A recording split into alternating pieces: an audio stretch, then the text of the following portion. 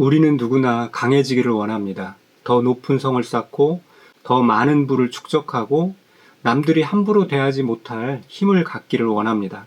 세상은 그것을 성공이라고 부르고 그 힘이 나를 지켜줄 것이라고 믿습니다. 하지만 성경은 때때로 우리가 가진 상식을 완전히 뒤집어 놓죠. 오히려 약한 것이 진짜 강함이다라고 역설합니다. 오늘 우리는 창세기 4장의 후반부를 통해서 인류 초기에 갈라진 두 가지 문명의 흐름을 추적해 보려고 합니다. 즉, 동생 아벨을 죽이고 하나님 앞을 떠난 가인의 후예들이 만든 화려한 문명의 길과 그리고 실패한 것처럼 보이지만 결국 구원의 통로가 된 셋의 아들들이 걸어간 약함의 길, 이 두 가지 길 끝에 무엇이 기다리고 있는지 묵상해 보며 오늘 우리의 삶을 점검해 보는 시간이 되기를 바랍니다. 자, 본론으로 들어가서 먼저 하나님 없이 쌓아올린 화려한 문명의 모습을 한번 볼까요? 동생을 죽인 가인은 하나님으로부터 너는 땅에서 피하며 유리하는 자, 즉 방랑자가 될지라 라는 형벌을 받죠. 그러나 가인은 이 하나님의 명령을 정면으로 거부합니다. 그는 떠돌아다니는 대신에 정착을 택했고요. 자신을 지키기 위해 거대한 성을 쌓았습니다. 그리고 그 성의 이름을 자기 아들의 이름을 따서 에녹성이라고 불렀습니다. 이것이 인류 최초의 도시인 거죠. 하나님의 보호를 거부한 인간은 이렇게 스스로 보호하기 위해서 문명을 발전시키기 시작합니다. 가인의 후손들은 약 7대 라멕이 이르러 엄청난 문명의 꽃을 피웁니다. 성경은 그들의 업적을 아주 구체적으로 기록하죠. 먼저는 경제적인 풍요의 모습입니다. 라멕의 아들 야발은 가축을 치는 자의 조상이 되어 막대한 부를 축적했습니다. 다음은 문화와 예술입니다. 유발은 수금과 퉁소를 잡는 자의 조상이 되어 화려한 음악과 유흥문화를 만들었습니다. 마지막으로 군사력과 기술입니다. 두발가인은 구리와 쇠로 날카로운 기구를 만들었습니다. 청동기 철기 문명을 일으켜서 강력한 무기를 소유하게 된 것입니다. 어떤가요? 먹고 사는 문제, 즉 경제, 즐기는 문제, 즉 문화, 지키는 문제, 즉 국방이 완벽하게 해결된 세상입니다. 오늘날 우리가 그토록 꿈꾸는 부강한 나라, 화려한 도시의 모습이 바로 가인의 후손들에 의해서 완성되었던 것이죠. 자, 두 번째로 이렇게 화려함 뒤에 숨겨진 이면을 한번 볼까요? 바로 성경은 이 화려한 문명의 이면을 폭로합니다. 문명이 발달할수록 죄악의 농도는 짙어졌고요. 인간성은 파괴되었죠.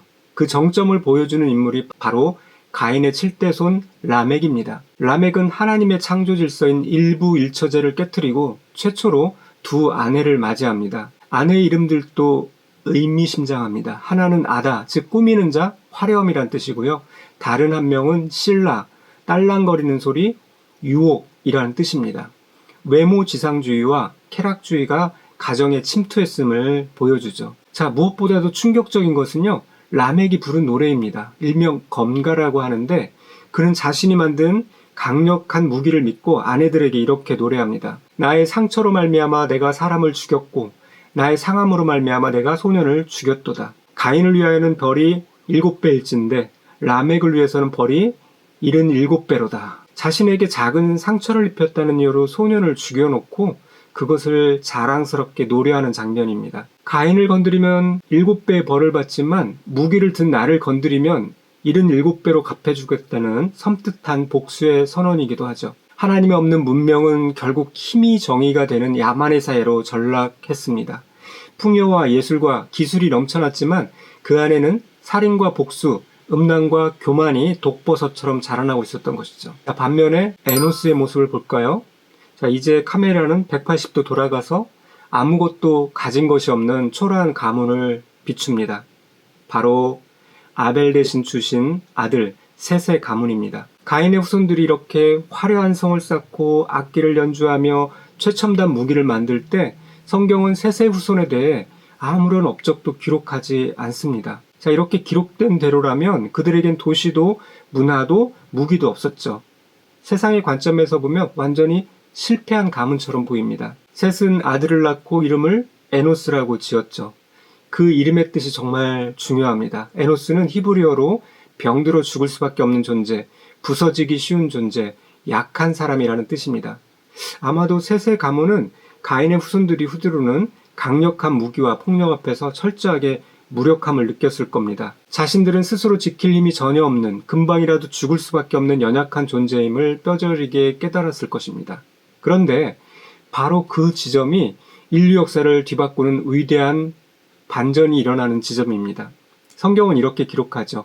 셋도 아들을 낳고 그의 이름을 에노스라 하였으며 그때의 사람들이 비로소 여호와의 이름을 불렀더라. 창세기 4장 26절. 사람들은 언제 하나님의 이름을 부를까요? 이와 같이 내가 강할 때, 내가 가진 것이 많을 때가 아닙니다. 내가 에노스임을 깨달았을 때이죠. 하나님은 저는 부서지기 쉬운 존재입니다. 내 힘으로는 저 가인의 성을 이길 수 없어요. 저를 도와주세요. 라고 자신의 한계를 인정할 때 비로소 무릎을 꿇고 예배를 시작합니다. 가인의 후손들이 칼을 갈며 복수의 노래를 부를 때 셋의 후손들은 무릎을 꿇고 구원의 노래를 불렀습니다. 이것이 바로 예배의 시작입니다. 자, 여러분은 어떤가요?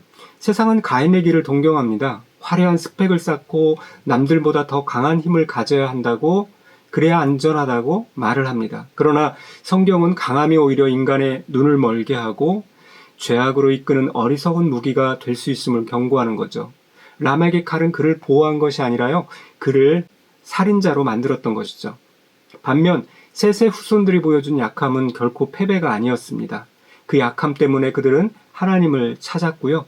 나의 부족함을 인정했기에 전능하신 하나님의 손을 붙잡았습니다. 이것이 진짜 지혜이고 진짜 능력인 것이죠. 결국 가인의 화려한 문명은 노아의 홍수와 함께 물거품처럼 사라졌지만 여호와의 이름을 불렀던 셋의 후손 에노스의 계보는 훗날 노아로, 아브라함으로, 그리고 예수 그리스도로 이어지는 구원의 통로가 되었습니다. 결론을 맺습니다. 여러분은 무엇을 부르고 계십니까? 오늘 우리는 두 가지 노래 중 하나를 부르며 살아가고 있습니다. 하나는 나를 건드리면 가만두지 않겠다라는 람에게 복수의 노래이고요.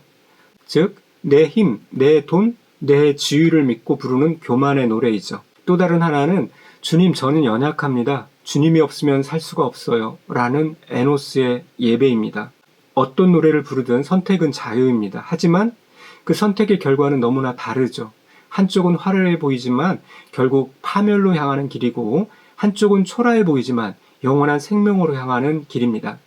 오늘 하루 우리의 약함을 부끄러워하지 않았으면 좋겠습니다. 내가 에노스처럼 부서지기 쉬운 존재임을 인정하는 그 순간이 바로 하나님의 능력이 내 안에 머무는 가장 강력한 순간이기 때문입니다. 세상의 헛된 힘을 의지하여 성을 쌓는 대신에 하나님의 이름을 부르며 기도의 제단을 쌓는 저와 여러분이 되기를 축복합니다. 기도하시겠습니다. 사랑의 주님, 세상의 화려함에 눈이 멀어 가인처럼 나만의 성을 쌓고 싶어 했던 저의 욕망을 고백합니다. 남들보다 더 강해져야 했고 더 많이 가져야 안전할 것이라 믿으며 때로는 라멕처럼 내 힘을 과시하고 싶어 했습니다. 그러나 주님, 오늘 말씀을 통해 깨닫습니다. 하나님 없는 강함은 저주이며 하나님 안에서의 약함이 진짜 축복임을 알게 하시니 감사합니다.